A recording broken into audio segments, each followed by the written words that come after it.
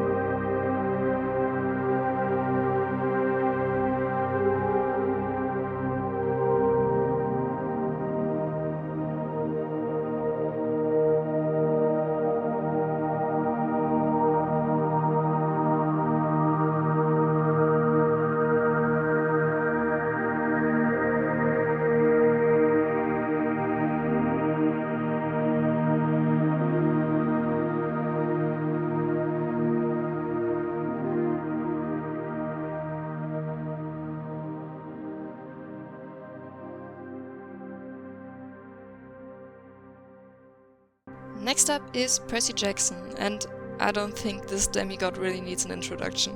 Quick disclaimer here, this is strictly the book series. I'm not a big fan of the movie or TV series.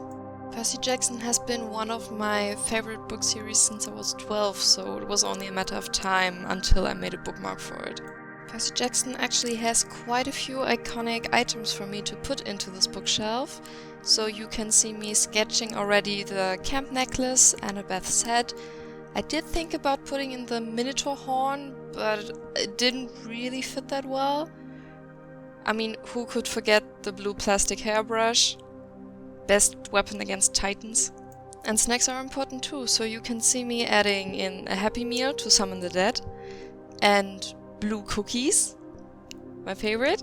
And later on I did add a can of blue Coke. It was so fun to research all the items I wanted to put into the bookshelf, because there were so many things I forgot from when I read the books.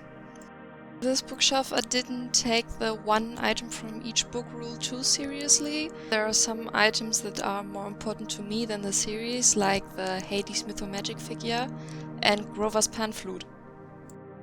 For this one, why don't you let me know what your favorite item in the bookshelf is? I'd love to have 1 or 2 conversations in the comments.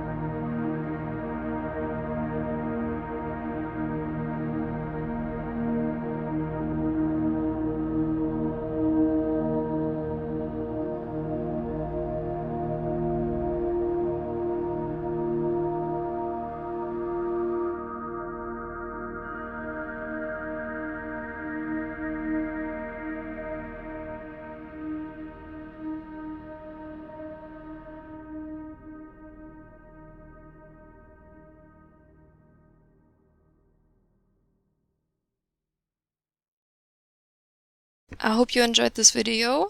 Thank you for watching, and I hope to see you next time. Bye!